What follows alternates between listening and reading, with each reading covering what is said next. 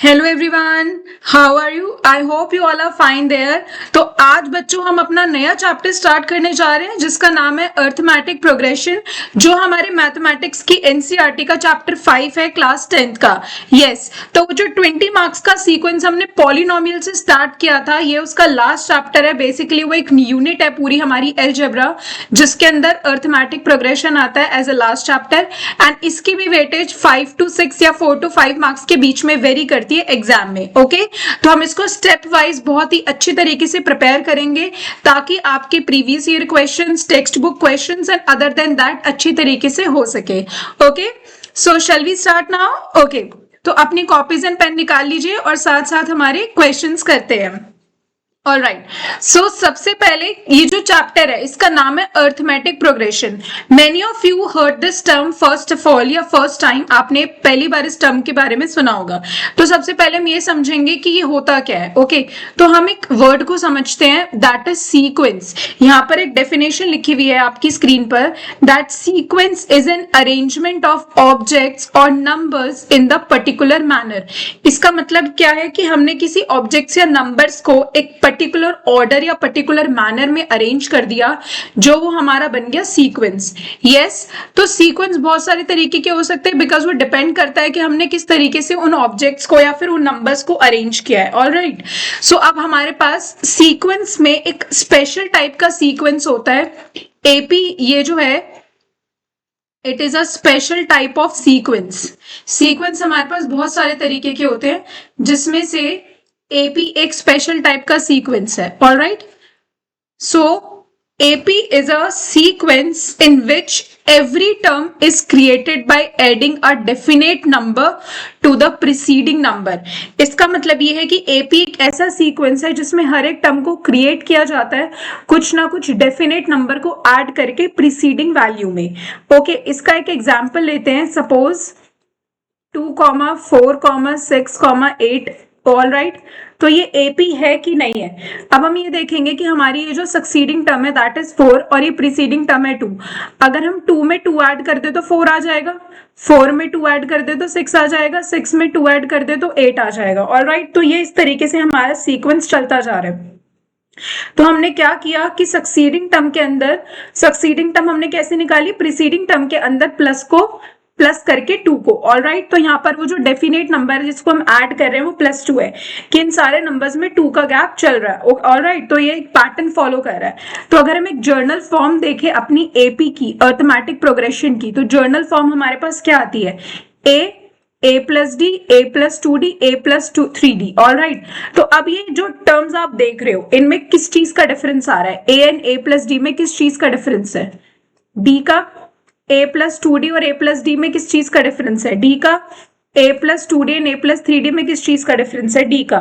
तो यहाँ पर हर एक जो सक्सीडिंग टर्म है वो प्रीसीडिंग टर्म से d ज्यादा है। ऑल राइट, तो हम यहाँ पर हर एक टर्म को किस नंबर को ऐड करके दूसरी वाली टर्म निकाल रहे हैं, दैट इज d। अब ये d कुछ भी हो सकता है क्योंकि एक जर्नल फॉर्म है। ऑल राइट, तो अब हम इसको आगे कंटिन्यू करते हैं। ये हमारी डेफिनेशन होती है जर्नल अंडरस्टैंडिंग एपी की। ओके, तो अगर हम अपना एक फॉर्मूला बनाएं जर्नल टर्म का,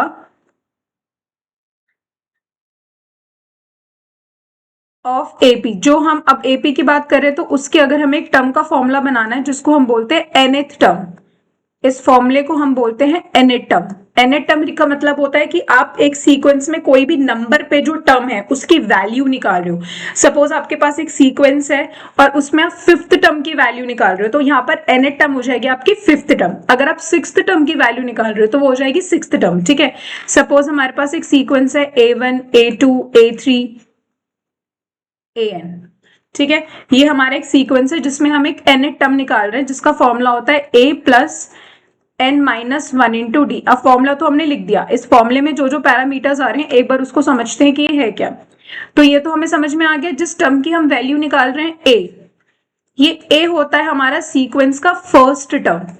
जिस भी टर्म से हमारा सीक्वेंस स्टार्ट होगा that is known as the first term. इसके नाम से ही हमें पता चल रहा है। n होगा जिस नंबर ऑफ टर्म की हम बात करें, if I am talking about 5th term then आपको n की वैल्यू 5 रखनी है। अगर मैंने बोला 6th टर्म निकालो एपी की तो n की वैल्यू आपको 6 रखनी है। Okay, and d, this small d represents common difference. तो कॉमन डिफरेंस हम कैसे निकालते हैं दो टर्म्स का? ऑलरेडी हम succeeding term minus preceding term करते हैं। All right, A2 minus A1, ये तो हमारा जर्नल फॉर्म है। अगर हमने इस सीक्वेंस के हिसाब से किया, second term minus first term, third term minus second term, fourth term minus third term, इस तरीके से। तो अगर हम इसे जर्नल सीक्वेंस में लिखना चाहे तो हम ये लिख सकते हैं an माइनस 1, इसका मतलब होता है succeeding term minus preceding term. तो ये हमारा फॉर्मूला होता है कॉमन डिफरेंस निकालने का। ये कॉमन डिफरेंस एक ऐसी चीज है जो हमारे को बताता है कि एक सीक्वेंस एपी के अंदर है या फिर नहीं है। ऑलराइट, तो इस तरीके से हम अपना कॉमन डिफरेंस निकाल लेते हैं। ये हमारा फॉर्मूला आ गया।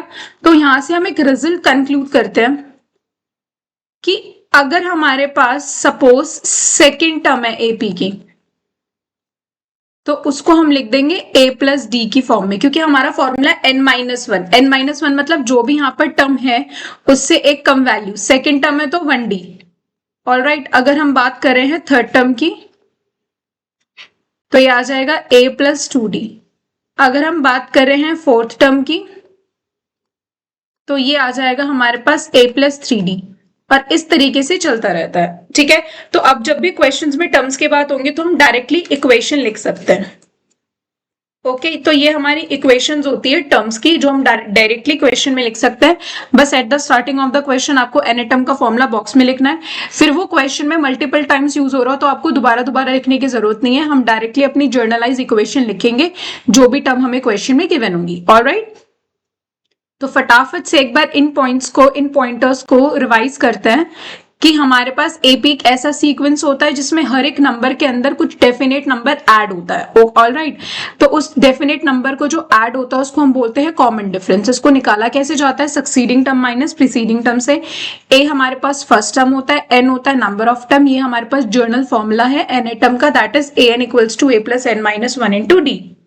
ऑलराइट, और ये जर्नलाइज फॉर्म है हमारी टर्म्स की इक्वेशंस के फॉर्म में। तो अब हम क्वेश्चन करते हैं अपना, इसको और अच्छे तरीके से समझने के लिए। क्वेश्चन समझने से पहले हम सारे पॉइंटर्स एक बार अपनी टर्म से रिलेटेड लिख लेते हैं। तो ये पॉइंटर्स हो गए हमारे। एक पॉइंटर है, अगर हमें 3 टर्म्स एपी में दे रखी हो, ए बी सी, ये 3 कॉन्सिक्यूटिव टर्म्स होनी चाहिए।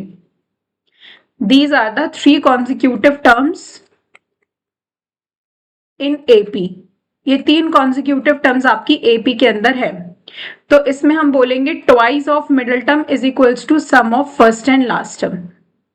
ये हमारा एक रिलेशन आता है जो बहुत काम का होता है, इसके रिलेटेड भी हम क्वेश्चंस करेंगे। ठीक है, एक ये वाला पॉइंट आपको ध्यान रखना है। ठीक है, एक होता है हमारे पास कि अगर हमें सम दिया जाए टर्म्स का, कि सेकेंड टर्म और थर्ड टर्म को ऐड करके ये आ रहा है, या 3 टर्म्स का सम ये है, 4 टर्म्स का सम ये है। ठीक है, तो हम इसको किस तरीके से मानते हैं, यहां पर हम लिख लेते हैं assuming terms when sum is known। हम टर्म्स को एज्यूम कर रहे हैं जब हमें सम दे रखा है क्वेश्चन में, सम ऑफ टर्म्स दे रखा है, second and third term, fourth and fifth term, like that. तो उस केस में अगर हमें 3 टर्म्स का सम दिया हुआ है, sum of 3 terms of an AP 16 या वट एवर, तो हम अपनी टर्म्स को लेट करेंगे a minus D, a plus D. अगर हमें दिया हुआ है 4 टर्म्स, सो हम लेट करेंगे a minus 3d, a minus D, a plus D and a plus 3d। And if हमें 5 टर्म्स दिया हुआ है तो 5 टर्म्स के लिए हम लेट करते हैं a minus 2d, a minus D, a plus D and a plus 2d। तो इस तरीके से हम अपनी टर्म्स को लेट करते हैं अगर हमें सम दिया हुआ होता है टर्म्स का, तो कि 3 टर्म्स का है, 4 टर्म्स का है, 5 टर्म्स का है। तो इस तरीके से हम अपनी टर्म्स को लेट कर लेते हैं। ठीक है, यहाँ पे लिखा हुआ भी है एज्यूम मीन्स हम अपनी टर्म्स को लेट करेंगे इस फॉर्म के अंदर। क्वेश्चन जब हम करेंगे तो आपको ये ज्यादा क्लियर हो जाएगा कि किस तरीके से हमें एज्यूम करना है, कब एज्यूम करना है। So let's start with the first question.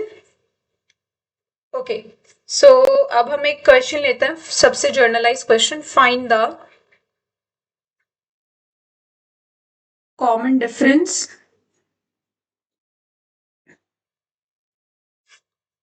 of AP 4 1/9, 4 2/9, 4 1/3। तो ये हमारा सीक्वेंस है, ठीक है, और ये ऑलरेडी एपी में हमें दिया हुआ है। हमें क्या करना है, इसका कॉमन डिफरेंस निकालना है। तो सबसे पहले हम कॉमन डिफरेंस का फॉर्मूला लिख लेते हैं। कॉमन डिफरेंस का जर्नलाइज यही होता है, second term minus first term. तो हमारी सेकेंड टर्म क्या है, ये A1 है, ये A2 है, ये A3 है, first term, second term, third term. तो second term minus first term, ये हमारे मिक्स फ्रैक्शन में, इसको प्रॉपर फ्रैक्शन में चेंज कर लेते हैं।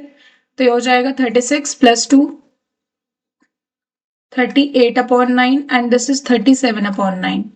डिनोमिनेटर सेम है तो आप न्यूमरेटर्स को डायरेक्टली सब्ट्रैक्ट कर सकते हो बिना एलसीएम लिए। तो आपका जो कॉमन डिफरेंस आएगा वो आ जाएगा D is equals to 1/9. So this is the answer of common difference for this question.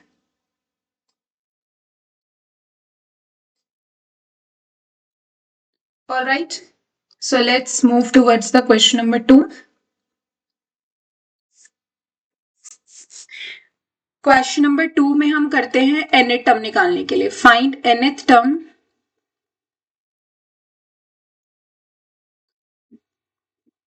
Of AP, वो दिया हुआ है हमें -10, -15, -20, -25। ऑल राइट, तो ये हमें ऑलरेडी सीक्वेंस AP दिया हुआ है और हमें जो है निकालना है इसकी nth टर्म। तो जब भी हमें किसी भी सीक्वेंस, किसी भी AP की टर्म निकालनी होती है तो सबसे पहले हम nth टर्म का फॉर्मूला लिख लेते हैं, A + n-1 into D box. अब जो जो इसमें हमें चाहिए वो कैलकुलेट कर लेते हैं, क्योंकि हमें AP दिया हुआ है। AP क्या है हमारा, -10, -15, -20, -25।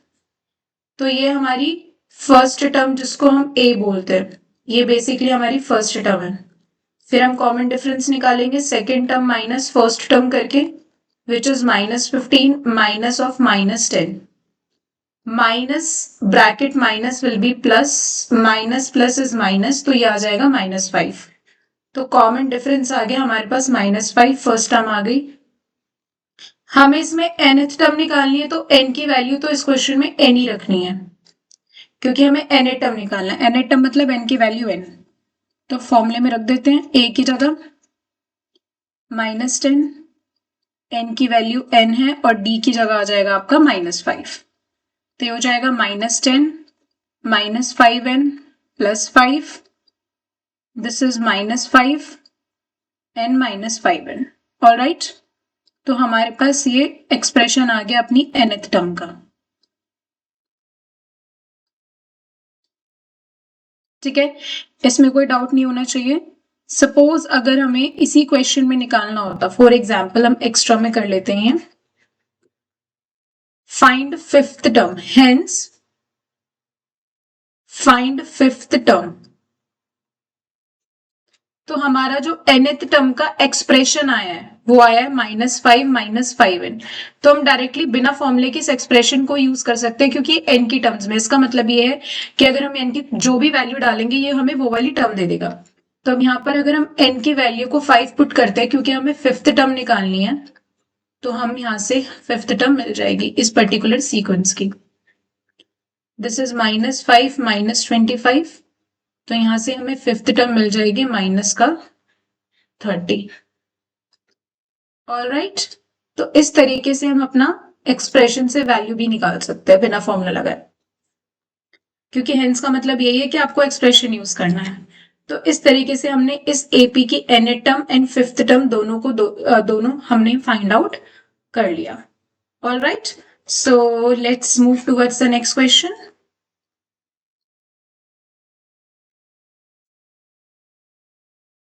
Find eighth term of an AP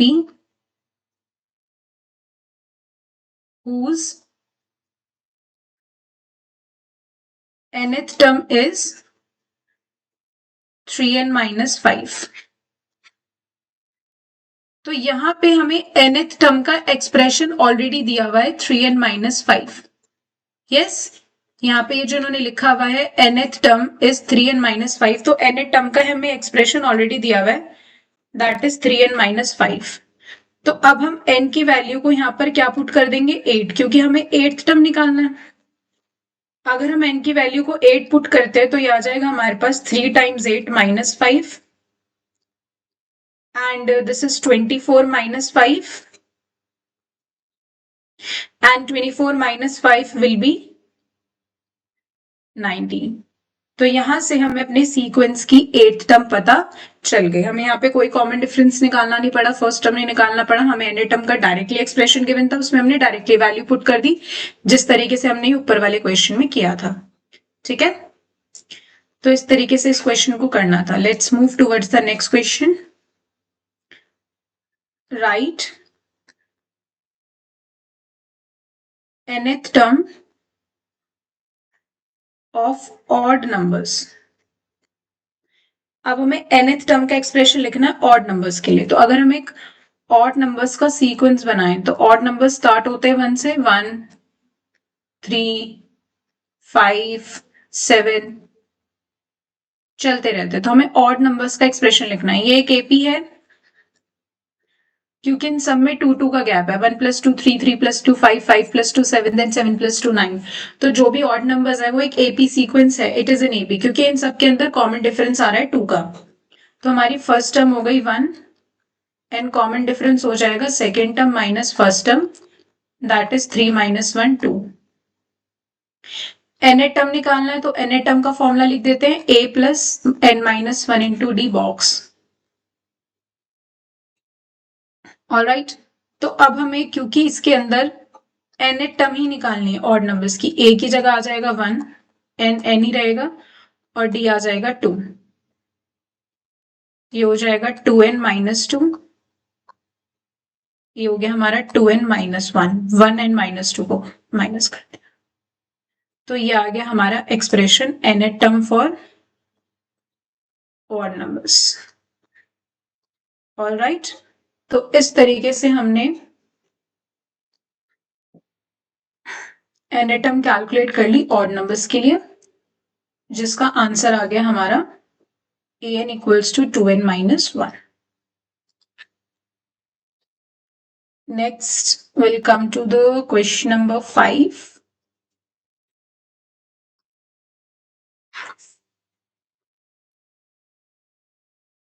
What is the value of A16 for AP -10, -12, -14, -16?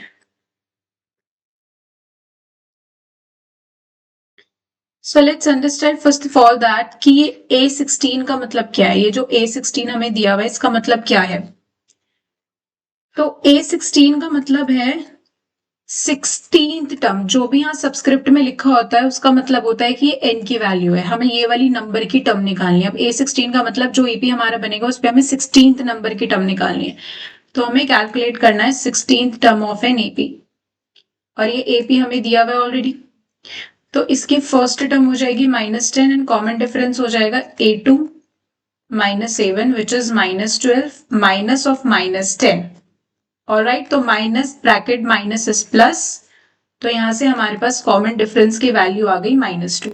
Alright, तो अब कॉमन डिफरेंस आ गया। फर्स्ट टर्म है हमारे पास, हमें 16th टर्म निकालनी है। मैंने आपको पहले भी बताया था जब भी हमें टर्म निकालनी होती है तो हम अपना फॉर्मूला लिख देंगे nth टर्म का। अब हमें क्योंकि 16th टर्म निकालनी है तो 16th टर्म की इक्वेशन क्या बनेगी, a + 15d। ऑलराइट, a की वैल्यू है हमारी -10, d आया -2, -10 - 30, तो हमारे पास 16th टर्म आ जाएगी minus minus plus, that is -40। तो ये आ जाएगा हमारा answer 16th term of an AP. Alright, जो इस पर्टिकुलर क्वेश्चन में हमें कैलकुलेट करना था। तो this is how we have solved or we have calculated the value for 16th term for this question. ठीक है, हमें एपी दिया हुआ था, हमने यहां से फर्स्ट टर्म निकाली, कॉमन डिफरेंस निकाला, 16th टर्म की इक्वेशन लिख दी एंड वैल्यूज को सब्स्टिट्यूट कर दिया एंड आंसर कैलकुलेट कर लिया. ठीक है,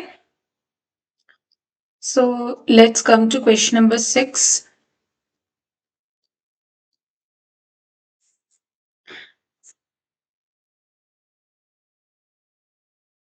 What will be the value of A8 minus A4 for the following AP? तो अब इस क्वेश्चन में हमें AP दिया हुआ है. Let's write the sequence, that is 4, 9, 14 up to 254. ठीक है, so let's see how to solve it. अभी हमें AP दिया हुआ है. ठीक है, तो जब हमें AP दिया हुआ है 4, 9, 14 एंड 254 तक, 254 या, तो हम इसकी सबसे पहले फर्स्ट टर्म लिख लेते हैं, कॉमन डिफरेंस निकाल लेते हैं. फॉर्मूला आपको भी बार बार लिखना है ताकि रिवीजन हो आपकी. Okay, this is for your revision point of view, I am writing it again and again. तो कॉमन डिफरेंस आपका आ गया 5, फर्स्ट टर्म आ गई आपकी 4. ये दो हमारी सबसे इंपॉर्टेंट एंड बेसिक चीजें होती हैं किसी भी टर्म को कैलकुलेट करने के लिए. अब उन्होंने हमें बोला है A8, तो A8 हो जाएगा हमारा A + 70. हम इसको कैलकुलेट कर लेते हैं. This is 4 + 35, this is 39. Alright, अब हमें A4 निकालना है, तो हम फोर्थ टर्म को कैलकुलेट कर लेते हैं. A + 3D,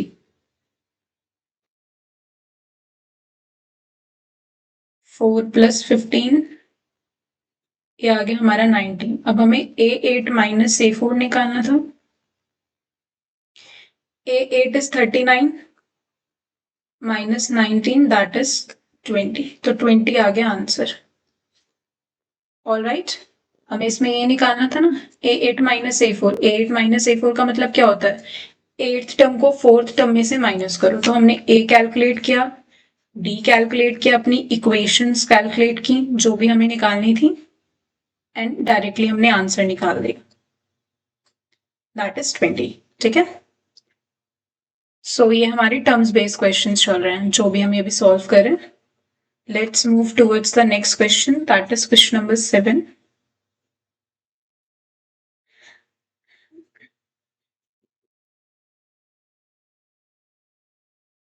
Write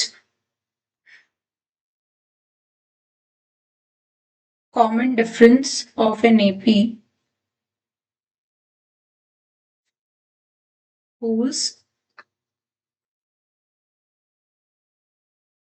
nth term is 3n + 7.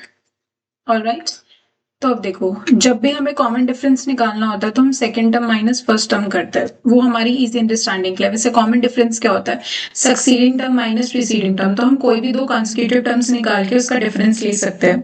ठीक है, क्योंकि हमें आदत है डी का फॉर्मूला लिखने की, A2 - A1, तो हम वही कैलकुलेट कर लेते हैं. तो अब जैसे कि हमें nth टर्म का एक्सप्रेशन ऑलरेडी दिया हुआ है, तो इसमें अगर हम n की वैल्यू 1 रख देंगे तो हमारे को फर्स्ट टर्म मिल जाएगी AP की, तो ये हो जाएगा 10. फिर अगर हम n की वैल्यू 2 रख देंगे तो यहां से हमें सेकेंड टर्म मिल जाएगी AP की. This is 3 2 6 + 7, that is 13. Alright, अब हमें क्या निकालना है, D निकालना है. D का फॉर्मूला हमने रखा है अभी A2 - A1, तो कॉमन डिफरेंस कितना आ गया, 3. सो इस तरीके से हमने अपना कॉमन डिफरेंस कैलकुलेट कर लिया A1 एंड A2 निकाल के, बिकॉज हम D का ये जनरलाइज फॉर्मूला लिखते हैं और ये हमें यहाँ पे nth टर्म का एक्सप्रेशन दे रखा है. तो इस तरीके से हमने कॉमन डिफरेंस कैलकुलेट कर लिया. Alright, let's move towards the next question. Question number 8. 3k - 2, 5 are in AP find के। तो अभी हमारे को 3 टर्म्स दी हुई है एपी में। तो जब भी हमें 3 टर्म्स एपी में दी जाती है, तो मैंने आपको इसका फॉर्मूला बताया था कि if a b c are in AP, तो हम क्या रिलेशन लिखते हैं? Then 2b is equals to a plus c. Twice of middle term is equals to sum of first and third term. तो ये हमारा a है, ये b है और ये c है। तो twice of middle term is equals to sum of first and last term. ये 2 इनसाइड मल्टीप्लाई होगा तो ये आ जाएगा 2k minus 4 is equals to 8। 2k is equals to 8 plus 4 that is 12। तो k हो जाएगा हमारा 12/2 दैट इज 6। तो यहां से हमारी k की वैल्यू आ गई 6। ठीक है, let me give you an extra stuff. ये जो 2b equals to a plus C ये आया कैसे? अगर मैं बोलती हूँ कि ए बी सी एपी में है और इसको हम मान लेते हैं first term, second term, third term. ठीक है, तो हम सबसे पहले कॉमन डिफरेंस निकाल लेते हैं d1 that is a2 minus a1। तो ये हो जाएगा b माइनस a। फिर हम कॉमन डिफरेंस निकालते हैं third term minus second term करके, because common difference is nothing but the difference of two consecutive terms. तो ये हो जाएगा c माइनस बी। अब ऑल राइट कि ये एपी में है तो दोनों कॉमन डिफरेंस हमारे सेम होने चाहिए, है ना? दोनों कॉमन डिफरेंस क्योंकि सेम होनी चाहिए, तो हम b माइनस ए को c माइनस बी के अगर इक्वेट करेंगे तो ये आ जाएगा b प्लस बी और ये हो जाएगा c प्लस ए। तो हमारे को मिलेगा 2b equals to a plus C. जो रिलेशन हम यूज करते हैं,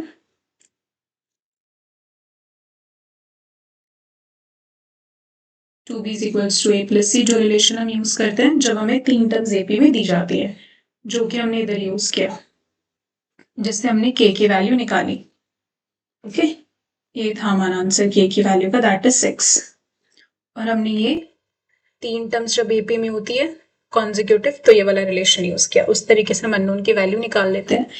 ये बहुत ज्यादा रिपीट होते हैं इस तरीके के क्वेश्चंस एग्जाम में। Okay, let's move towards the 9th question. Find P and the following terms are 3 consecutive terms of an AP.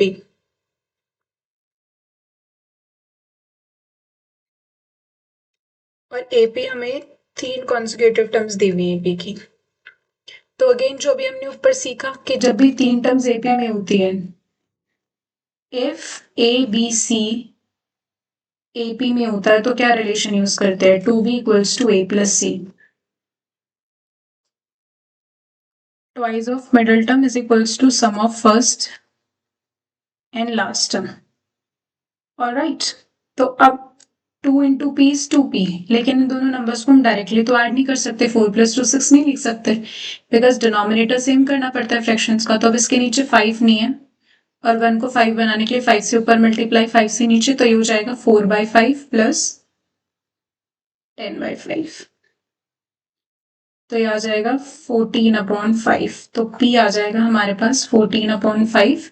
ये 2 इधर मल्टीप्लाई में यहां जाके डिवाइड हो गया, 2 and 7 कैंसिल हो गए। तो यहां से जो हमें p की वैल्यू मिलेगी वो मिलेगी 7/5।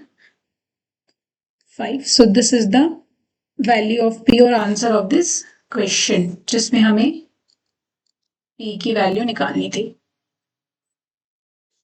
और हमें ये 3 टर्म्स एपी में दिए हुए थे 2b equals to a plus C. All right, so इस तरीके से हमने इस क्वेश्चन को कंप्लीट कर लिया। This is the question number 9th। Let's move towards the next question.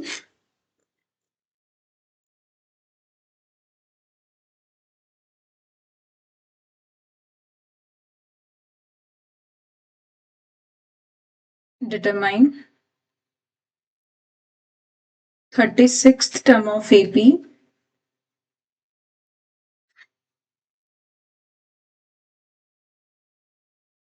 whose first 2 terms are -3 and 4 respectively. So let's see how to solve it. हमें इस AP की 36th टर्म निकालनी है, तो हम लिख देते हैं A36 is equals to question mark. AP हमें नहीं पता, लेकिन AP की पहली दो टर्म्स दे रखी है, मतलब A1 एंड A2 -3 एंड 4. तो हमें ये तो समझ में आ गया कि यहाँ पर टर्म का फॉर्मूला लगेगा, तो इस फॉर्मूले को लिख के बॉक्स में डाल देते हैं. अब जो भी हमें इन्फॉर्मेशन गिवन है उसको हम इक्वेशंस के थ्रू हैंडल करेंगे. अब A1 क्या होता है हमारे पास, A होता है A1, तो A होता है that is first term. And A2 की इक्वेशन क्या बनेगी, A प्लस 1D और A प्लस D. यहाँ पर हमने A की वैल्यू डाल दी, A की वैल्यू हमें पता है -3, तो यहाँ से हमने कॉमन डिफरेंस निकाल लिया दैट इज 7. तो कॉमन डिफरेंस आया है हमारे पास. फर्स्ट टर्म हमें ऑलरेडी क्वेश्चन में गिवन थी. अब हमें निकालना है 36th टर्म.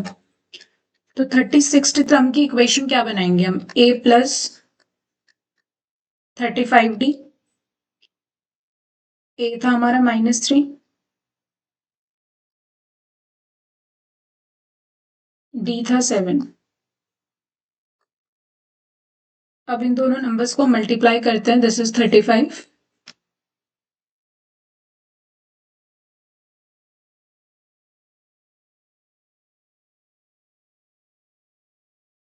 एंड सब्ट्रैक्ट करो.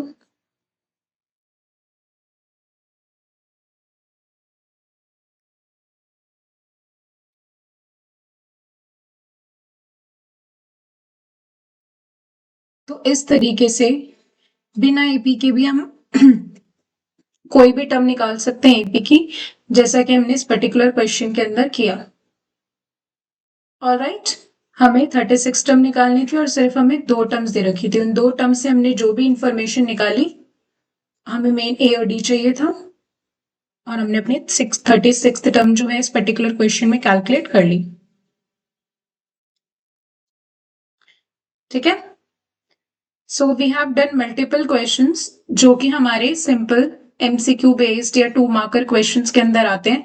आज जो भी हमने क्वेश्चंस कवर किए हैं वो सारे के सारे क्वेश्चंस हैं हमारी टर्म्स के अंडरस्टैंडिंग पर, कि बेसिक जो टर्म है उसका मतलब क्या होता है, कोई भी टर्म निकालने का मतलब क्या होता है, ए जो भी हम अपने फॉर्मूले में AD ये सब यूज करते हैं, इसकी सिग्निफिकेंस क्या होती है. तो जो भी आज हमारे 10 क्वेश्चंस थे उन पे एक जर्नल अंडरस्टैंडिंग थी कि AP की जर्नल अंडरस्टैंडिंग हम क्वेश्चन पे किस तरीके से अप्लाई कर सकते हैं. और ये सारे क्वेश्चंस हमारे 1 मार्क्स में मैक्सिमम MCQs के क्वेश्चंस हैं जो आपके MCQ टाइप क्वेश्चंस में कवर होते हैं. ठीक है. और इन क्वेश्चंस के थ्रू आपका एक basic foundation I hope so कि बन चुका होगा AP के लिए. नेक्स्ट क्लास के अंदर हम इससे थोड़े अच्छे क्वेश्चंस करेंगे जो अच्छी वेटेज के आते हैं, 2 and 3 वेटेज, 2 and 3 मार्क्स तक के आ सकते हैं एग्जाम में. Alright, thank you.